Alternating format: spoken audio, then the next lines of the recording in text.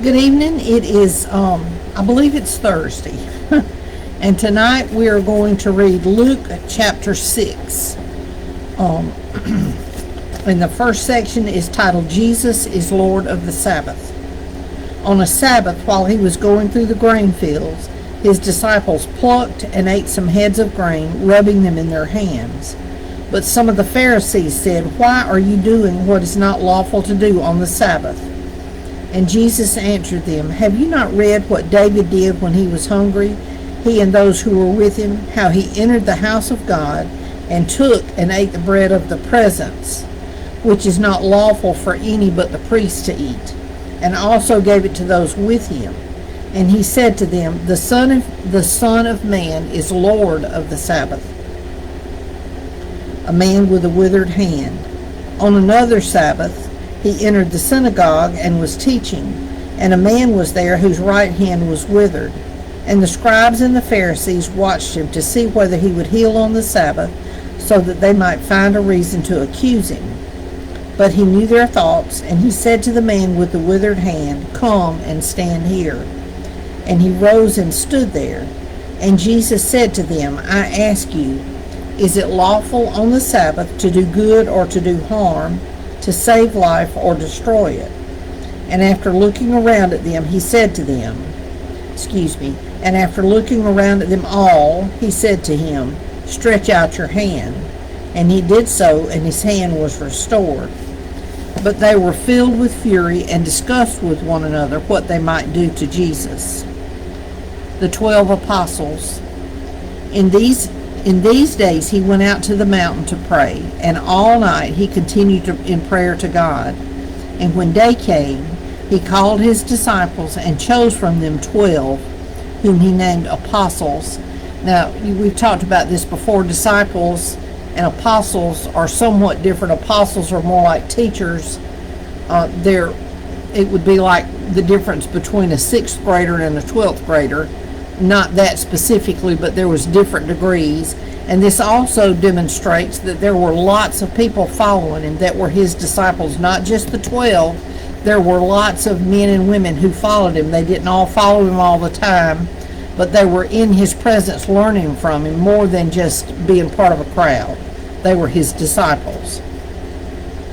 And chose from them 12, whom he named apostles: Simon, whom he named Peter, and Andrew his brother, and James and John, and Philip and Bartholomew, and Matthew and Thomas, and James the son of Alphaeus, and Simon who was called a Zealot, and Judas the son of James, and Judas Iscariot, who became a traitor.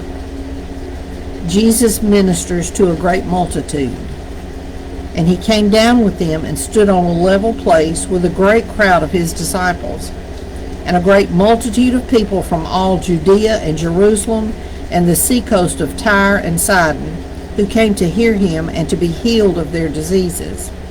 And those who were troubled with unclean spirits were cured. And all the crowd sought to touch him, for power came out of him and healed them all. The Beatitudes. And he lifted up his eyes on his disciples and said, "Blessed are you who are poor, for yours is the kingdom of God. Blessed are you who are hungry now, for you shall be satisfied. Blessed are you who weep now, for you shall laugh. Blessed are you when people hate you, and when they exclude you and revile you and spurn your name as evil on account of the Son of Man.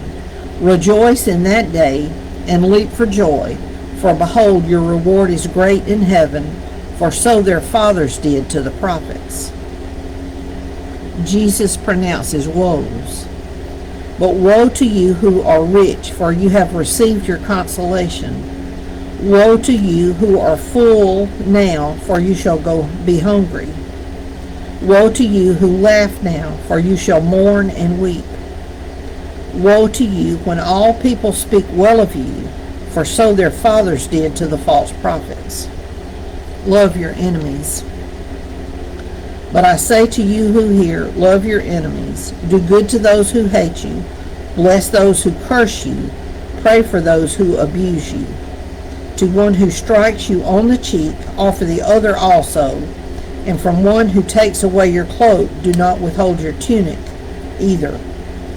Give to everyone who begs from you, and from one who takes away your goods, do not demand them back. And as you wish that others would do to you, do so to them. If you love those who love you, what benefit is that to you? For even sinners love those who love them. And if you do good to those who do good to you, what benefit is that to you? For even sinners do the same. And if you lend to those from whom you expect to receive, what credit is that to you? Even sinners lend to sinners to get back the same amount. But love your enemies and do good and lend, expecting nothing in return, and your reward will be great, and you will be sons of the Most High, for he is kind to the ungrateful and the evil. Be merciful, even as your Father is merciful. Judging others.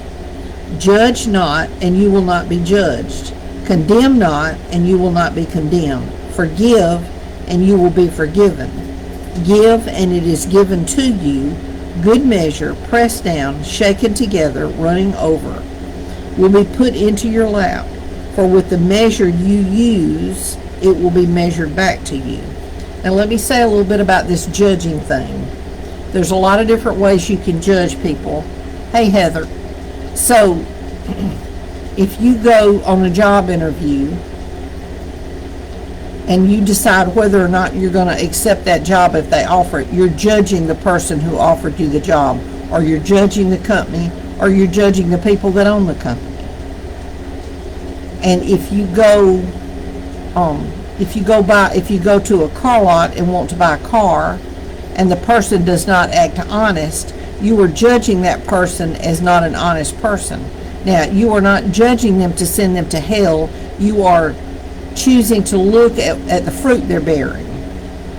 So there's nothing wrong with that, as long as you are not judging someone with a bad attitude, and as long as you're not judging someone to say, well, they don't deserve to go to heaven.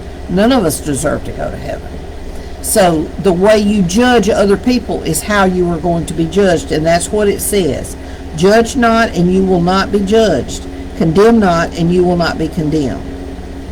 So however we judge other people, that's how we're going to be judged.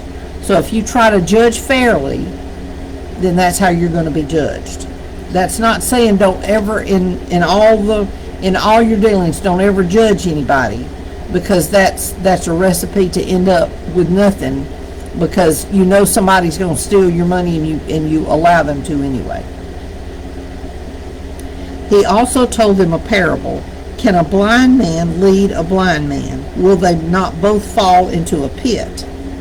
And a disciple is not above his teacher, but everyone, when he is fully trained, will be like his teacher. Why do you see the speck that is in your brother's eye, but do not notice the log that is in your own eye? Now see, that's going back to judging. If you're doing a sin and you're judging somebody who's doing a little one, and meanwhile you're doing a big sin, you're not being just. How can you say to your brother, brother, let me take out the speck that is in your eye, when you yourself do not see the log that is in your own eye? You hypocrite. First take out the log of your own eye, out of your own eye, and then you will see clearly to take out the speck that is in your brother's eye. A tree and its fruit. For no good tree bears bad fruit, nor does a bad tree bear good fruit. For each tree is known by its own fruit. For figs are not gathered from thorn bushes, nor are grapes picked from a bramble bush. The good person out of the good measure of his heart produces good, and the evil person out of his evil treasure produces evil. For out of the abundance of the heart his mouth speaks. Build your house on the rock. Why do you call me Lord, Lord, and not do what I tell you? Everyone who comes to me and hears my words and does them, I will show you what he is like. He is like a man building a house, who dug deep and laid the foundation on the rock. And when a flood arose, the stream broke against the house and could not shake it, because it had been well built.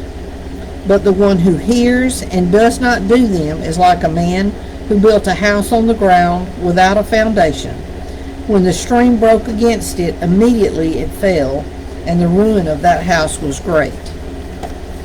And when I was reading that about the good trees bearing good fruit and the bad trees bearing bad fruit,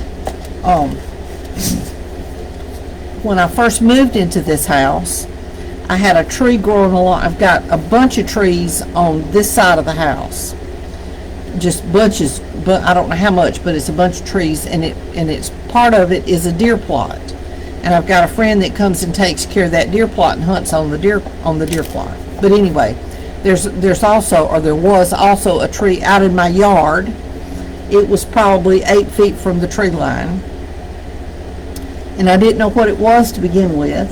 I felt like I knew, but I wasn't sure, and I kept looking at it, and I would take pictures of the leaves, and I asked different people what they thought, and I would run it in my plant app, and it kept giving me, saying different things.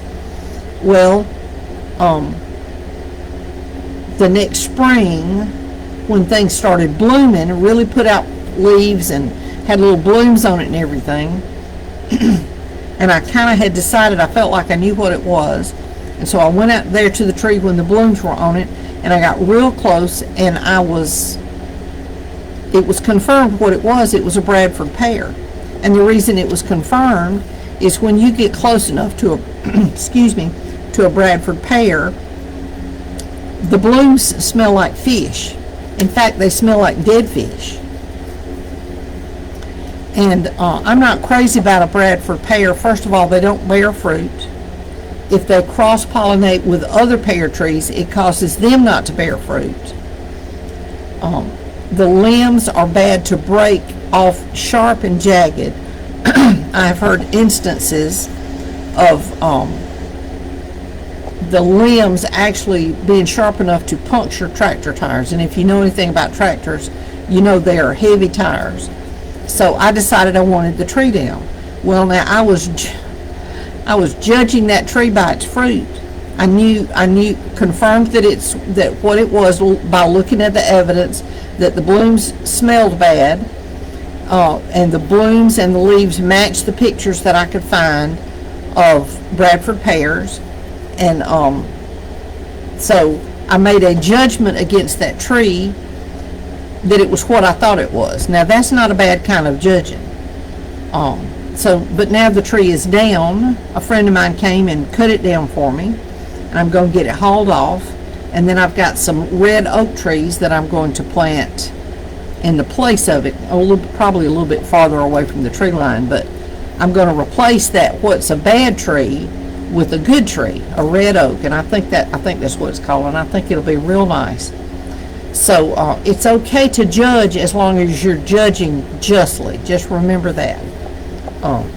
God don't want you walking around allowing people to take advantage of it. So anyway, thank you all for joining me tonight. That was Luke chapter 6, and we will be back tomorrow night.